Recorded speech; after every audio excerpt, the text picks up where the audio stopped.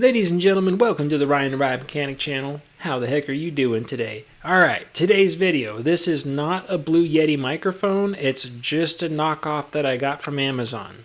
What's that had to do with today's video? Nothing at all. Just wanted to put that out there for some reason.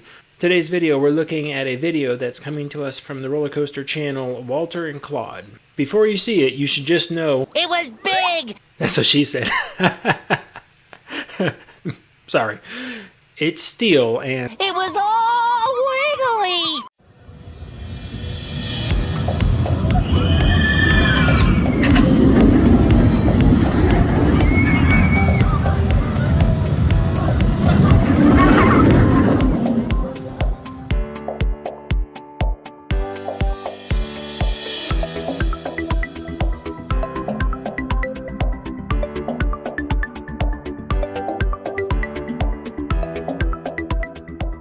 Is it supposed to do that? Let's find out. Now get ready. Here we go.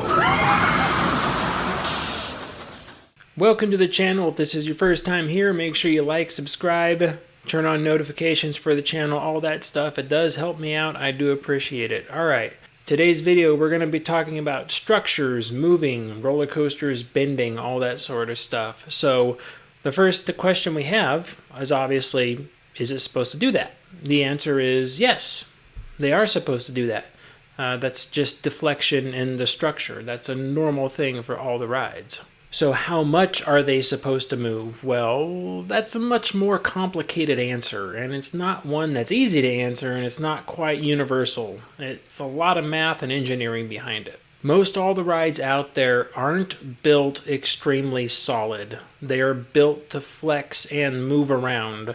And depending on how much they move, it can have some sort of adverse effects on the train as it goes around the track. For example, wooden roller coasters, if they move too much, it will cause the energy to go out of the train into the track and structure.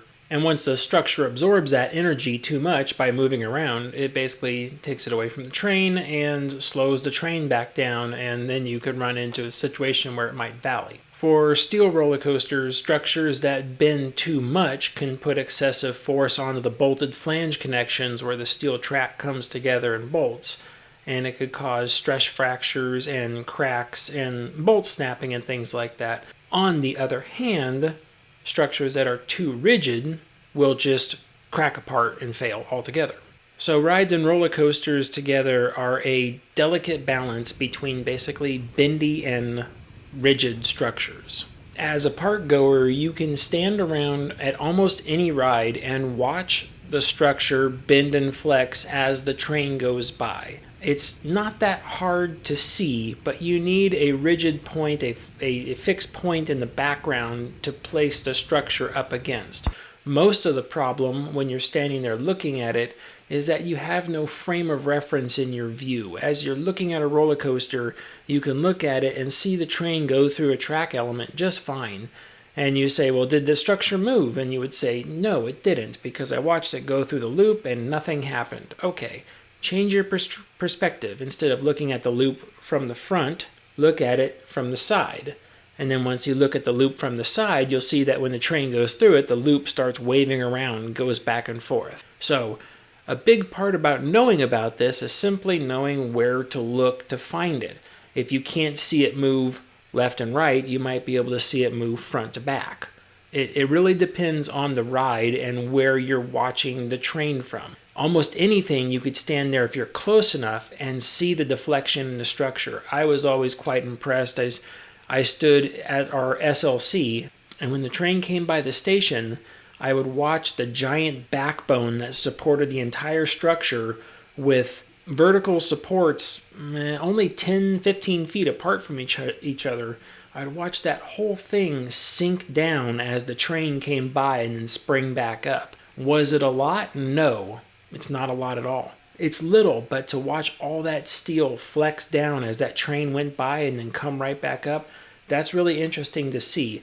I would love to flood this type of video with lots of other videos of trains and traction structures and all that other stuff moving around, but it's extremely hard to find except for cases which are really wobbly, like a Schwarzkopf running around out there where the track is flopping all over the place, or a train going through a loop. I mean, from the right angle, you can see that sort of thing, but most off-ride videos that people record aren't at the right angle, or they're not looking at the right stuff to see it move around. You can see a loop in a picture, you can't see it move, but if you put some other structure behind it, then you could suddenly see it move, because now you have that point of reference, that frame of reference behind the structure to actually see it move. In engineering, deflection refers to the movement of a structure from its original position. Now, most of the time this is from it's bending, but in engineering it's called deflection.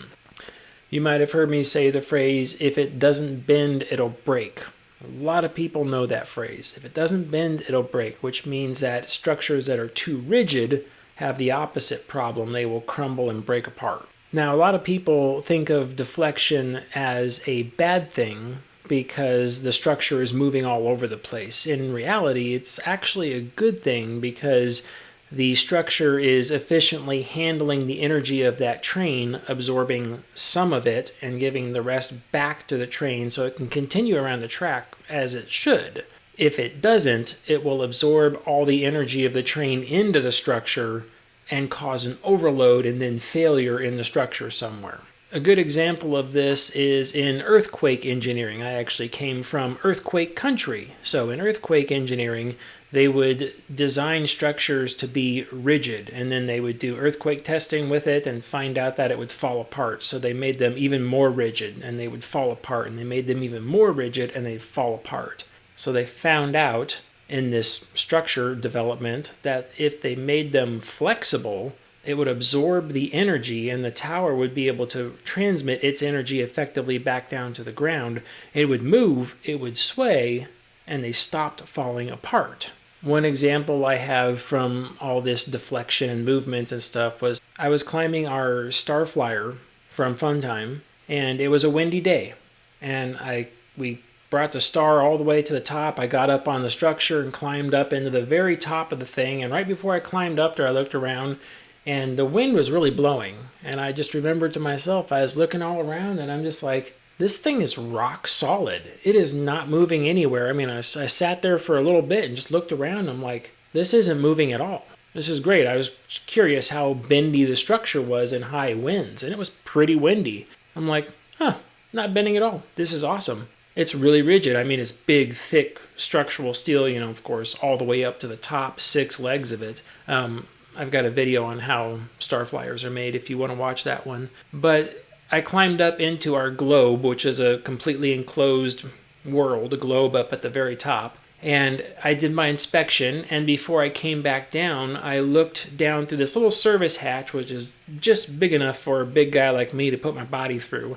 I looked down the service hatch at the ground, and at the ground, I could see that the ground was moving all over the place. And I was like, oh my gosh, it's gotten way worse outside because the ground is moving. And I was just watching it, and you could see the ground moving just all over the place. Well, what I was looking at was I was in the globe with all my frame of reference out of view. And I was looking through that hole at the ground. And with everything else out of view, I could truly see the deflection in the structure. It's like there's videos out there of like someone on the bottom looking up at a windmill that's operating. And you could see all the way up through the windmill that the ladder, the opening that you're supposed to climb through, was just moving all over the place. It was an interesting video. See if I can find that. But then when I climbed out of the globe and came back onto the structure, and I had my peripheral vision come back where I could see everything else now, nothing was moving again. So it's quite interesting. All you need is that frame of reference to really see that stuff. Alright, so this is what it's like when worlds collide. Well, not really. Actually, we don't want worlds to collide. So sometimes in ride stresses, you have to keep them from colliding with other ride stresses. Who's really good at doing this? Disney is. Disney builds rides inside of other things, which means they have to keep them separate and the forces can't touch each other. Otherwise, it's catastrophic. I love the Matterhorn Mountain. That's a great ride. I love it. But what it is actually 2 separate roller coasters built inside of a mountain. The structural work on the inside of the mountain is extremely complex and invasive. So one of the things that they have to be careful with is to make sure that the ride sits in its own area and the mountain sits in its own area. A concept that wasn't that well executed at the very start, but each year it goes through its refurbishment, they separate the two a little bit more every single time. Now, what's one thing that they've done recently that we can all relate to? That's this guy, the Yeti, over there at Expedition Everest. This ride is really cool, and they've done the same thing here. They've put a roller coaster inside of a mountain. The roller coaster can't touch the mountain can't touch the roller coaster, but then they've added this Yeti that is, well, I guess now it's a static animatronic, but it used to work, and it was so forceful that its forces broke its mounts, and I guess they can't get in there to make the repairs right now. So that's one of those things. You have to keep the ride forces separate from any other static forces like buildings, structures, yetis, and things like that. Now, in engineering, torsion refers to the twisting or wrenching of a material under the application of an external torque or twisting moment. That's a lot to say, right? That is a lot to say. This twisting action can lead to shear stresses and strains with the material potentially causing deformation and failure. Now, that's a lot of information, but what's that mean? Basically, we're looking at deflection, which is how much something can move left to right, forward to back. Think about it anyway. Think about a big pole sticking up out of a ground. It can move around. That's deflection. Torsion is the act of twisting something, okay?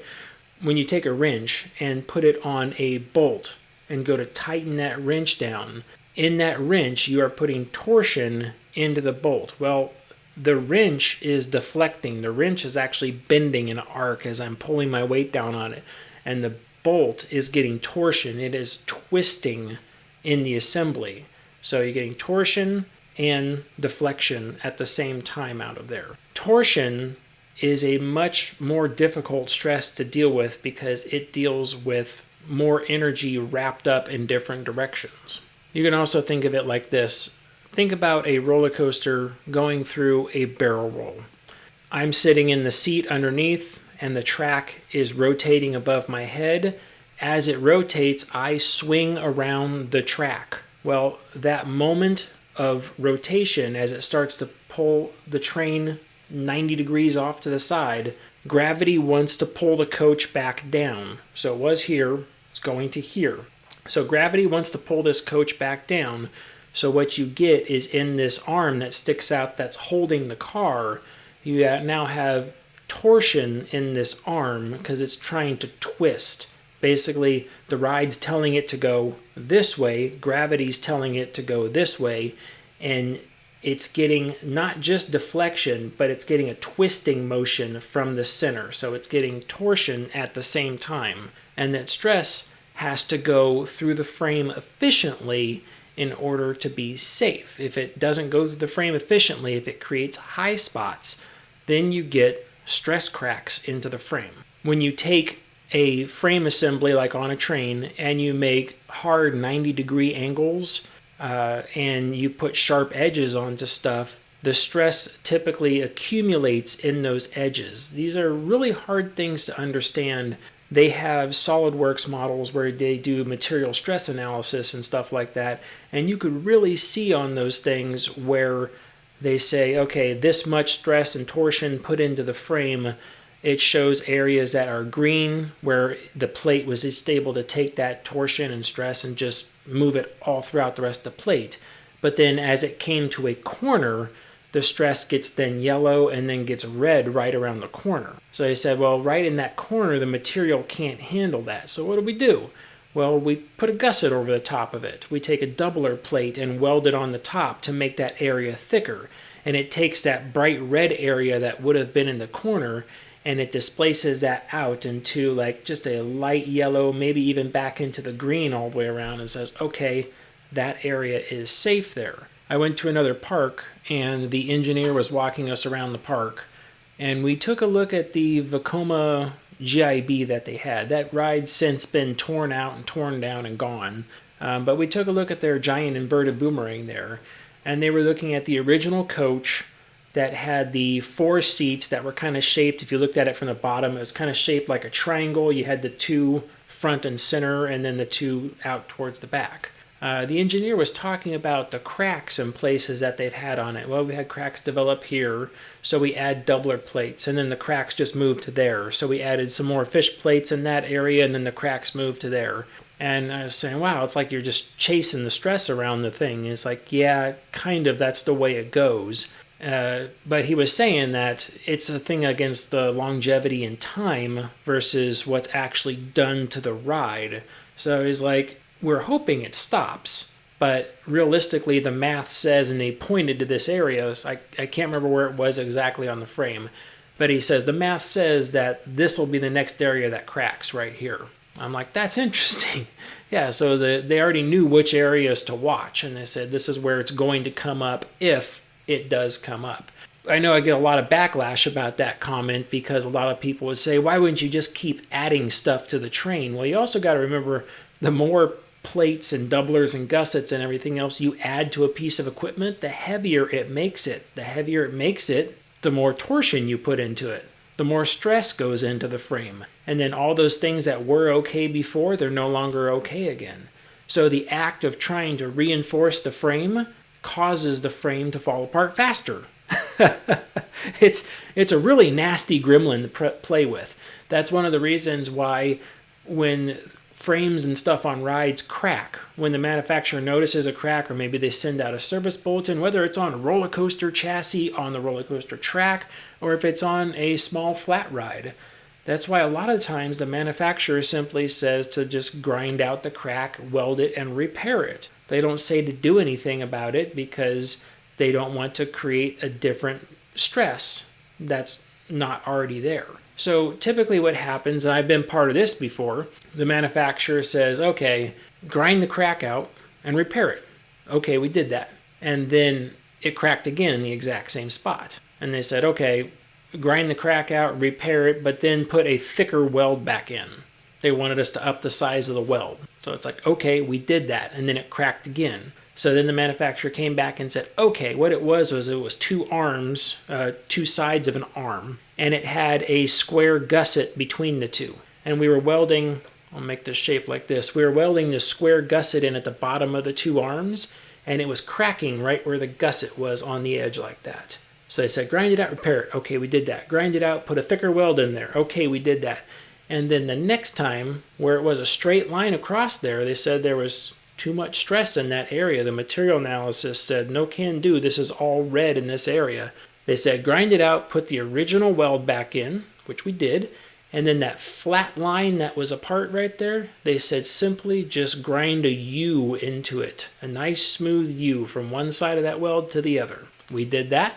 That thing stopped cracking. It worked perfectly fine after that. We never had to deal with that again. So it's like really interesting. But you see, the stress is it had nowhere to go in those areas. It had to bend, it had to deflect, but it was too rigid and it couldn't, so it cracked. So things have to bend. If they don't bend, they'll break. So if we look at the other way around and we say, well, when does loose become a problem? Well, loose becomes a problem when loose hits the right frequency. So when we say something is loose or it's bendy, it's sitting there wobbling back and forth. Well, it's doing it at a certain frequency. That means the easiest way to think about it is just like any frequency, it's the number of repetitions per second. When we talk about wall electricity here in the US, we're at 60 hertz. That's 60 times per second. Overseas, they use 50 hertz, 50 times per second. You know, if you're looking at something that's moving really fast, you can put it into that hertz and you could say how many times per second something is happening. Well, with rides, it's not so much that you let structures move and bend and flex, and then it's done. It stops. Why? Because the train stopped moving. The train went through its element, it wobbled all around and did its thing, and then it stopped. Okay? So the vibration and the stress and the hertz that were put into the frame, coach, track and structure, whatever you want to say at that point, that stress that was in there only happened for that very slim period of time. Now, a lot of this is calculated by the manufacturer. They know what they're doing. They're going to say it's this shape, this size. They know it's going to move. The material stress analysis that they do said it's going to move this much, and they have a window that it's supposed to move in. Okay, great. When does it become a problem? It's like when it gets too far outside of that window. When they said, yeah, realistically, we encountered these, they're supposed to move, and they actually would put a number to it. I've never seen this, but we're just going to say for the point of this video, they say that the top of the loop is allowed to move 0.5 meter in either direction. So it's like, okay, so the top of the loop can sit there and wobble back and forth 0.5 meter in either direction. Perfectly fine. Problem, when it starts wobbling 1 meter in both directions, then it's like, ooh, how do we fix that? Well, there's really no way to fix that, because in the engineering terms, they would have taken the original steel that assembly was built out of and slightly just increased the thickness of certain plates and tubes to make the structure more rigid, so it stopped doing that. Okay, we're past that point. We're out of fabrication. We're into installation. We're in operation. This is what we do now. So what do we do now to fix that? It's like, there's not much you can do. You can try to slow the train down or speed the train up, depending on which way it's going. You can try to lower the frequency that the train passes through there, i.e. if your ride can run 6 coaches all at the same time and that thing is moving around too much, try running 5 coaches and spacing the dispatches out. Let it slow down some. Any of this starting to sound familiar to some people? All right, so what else can we do? Well, some rides use bolted connections to take out some of the sway. Instead of a solid bolted connection flange to flange, they actually use plate connections like a sandwich on top of it. B&Ms use this. You see them all the time. There are connections where they come up and it looks like they had a bolted flange connection, and then for some reason it looks like they cut it and then used a plate on both sides and bolted the connection back in there. Those actually allow the stresses to move all around inside the plates and actually kind of allow movement of that structure to settle inside of there without any bad things happening to the track and structure. When I asked about those bolted flange connections where they were the sandwich plates on all around, I said, why is it like that? And the number one answer I got was it was for earthquake retrofitting. I thought, well, that's interesting, but they make their way onto a lot of B&M coasters. It's not just the ones that are in earthquake-prone areas. They're actually all over the place, and it's to help the structure take some of its energy out of floating around out there. Now, where else have we seen things in there to take energy out of the structure that's moving around too much? Well, we just got our first introduction to this with, I got my first introduction to this when they opened up Top Thrill 2. And then on each leg of the tower, we saw these mass dampers pop up. It's like, hey, what are those things? They're mass dampers. What do they do? Well, the structure wants to move like this, and you simply just hang a weight from it, and it takes something that would be doing this and then just slows it back down to a stop. Really? Is that all you have to do? It's like, yeah, that's pretty much how mass dampers work. They're really interesting things. Inside skyscrapers, these guys hang inside there from the top all the way close to the bottom again, and you can actually go in some skyscrapers and actually see these dampers in there. Some of them, there's plenty of videos of them out there. It's a giant weight hanging from the top of the tower. And as the top of the tower moves, the weight slightly moves along with it. And it's just to keep the tower from moving too far in all the directions. Pins it back down to one place. Very interesting. Now, Top Thrill 2, honestly, was the first time I'd seen that. I was like, that's really interesting. Personally, I'd never seen that before. After I put out the video on Top Thrill 2, people say, well, isn't that what's on these other rides? I was told by several people that they're used on these Mack coasters out there. You can see up on some of the high elements in areas where the track you would think might move around up there. A train goes through a loop, corkscrew, something like that, in an area where there's not many supports around it. There is this box assembly inside the track placed up there. Now, Top Thrill 2, we got nice videos of people zoomed in on it. You can actually see the weight inside moving around to counteract the train movement or the track movement. But the Mac rides, you can't really see them. They're just an enclosed box. Like all I have on this is a picture. I've had other people say like these are dampers as well up inside there, but I have nothing else to say yes they are or no they aren't. So it makes complete sense that that's what they are. It's like, okay, I'll take that at face value. Absolutely, I have no problem. And if it's wrong, it's wrong. Can't be right about everything, right? Don't want to be right about everything.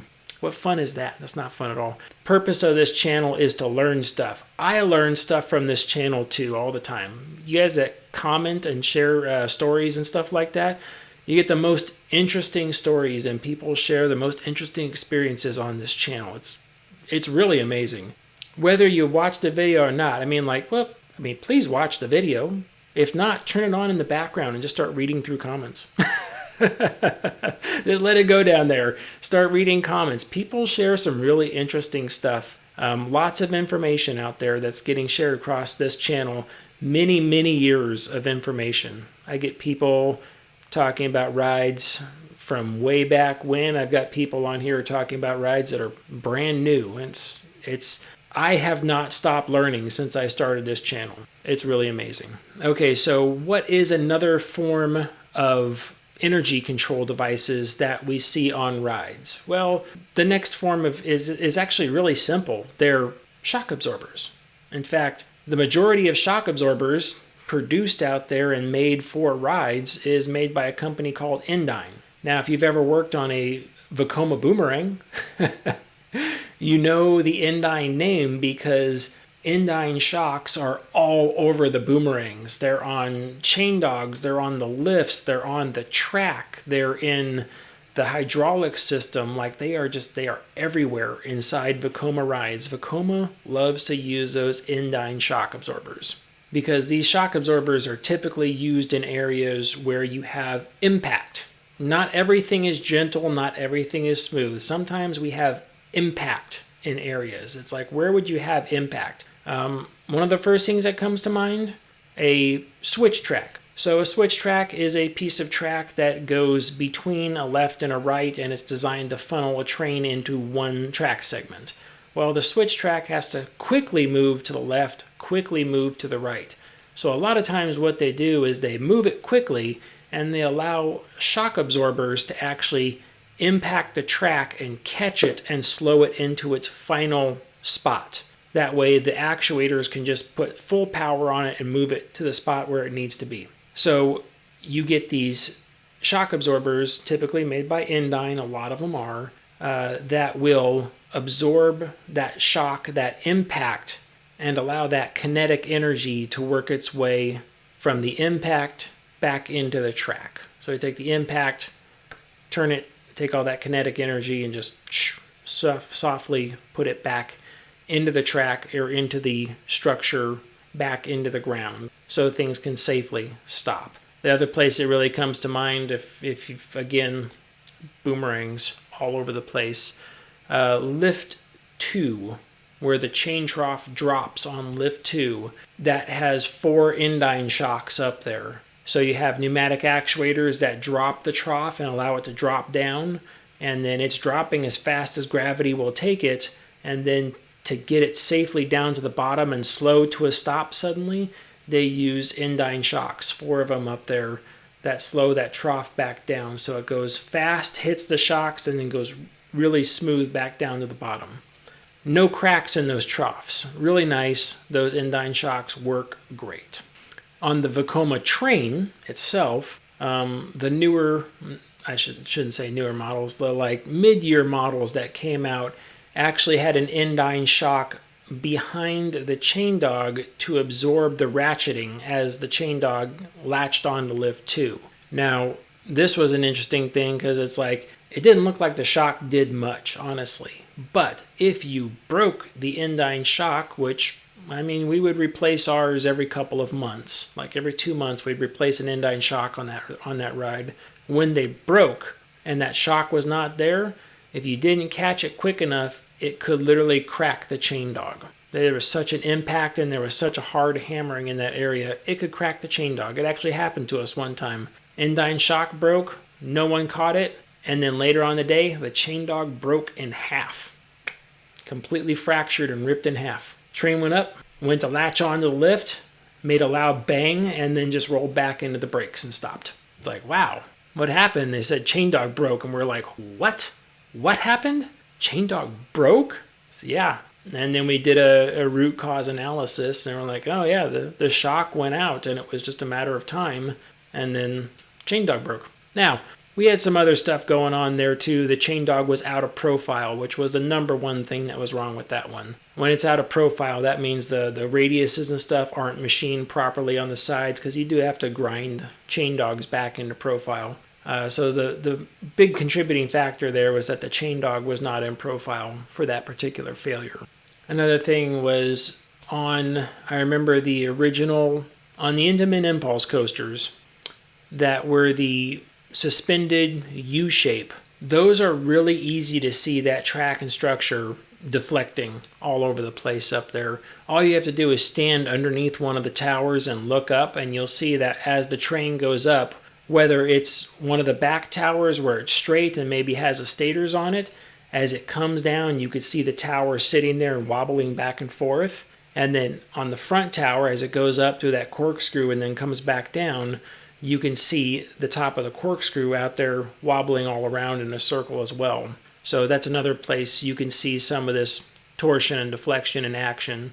Again, if Intamin made that stuff too tight, they would find stress cracks and all over that tower. Wouldn't have been a good thing, but they made them just the right way, that balance between bendy and rigid, so it works properly. So here's a fun thing to look at. This is the suspended impulse coaster here by Intamin.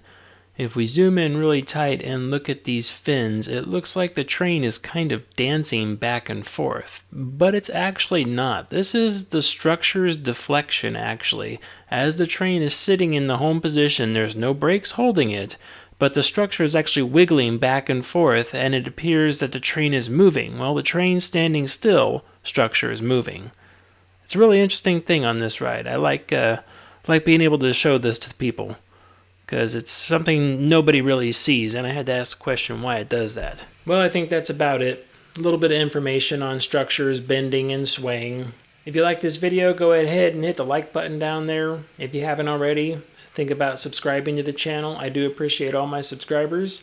I'm always looking to grow the channel. So if you have ideas for future videos and you want to see them, let me know. I'm always open to stuff. I might, in fact, if you have a topic idea, I might have already done it. I have a lot of videos in my catalog. You always check them back there and see if what your topic is might already have been made. If you want to contact me, you can always message me down below. I try to respond. You can always email me at ryantheridermechanic@yahoo.com, all one word together. And in closing, I would say the only thing that's worse than a swaying structure is a swaying air gate. Stay off the air gates. Bye.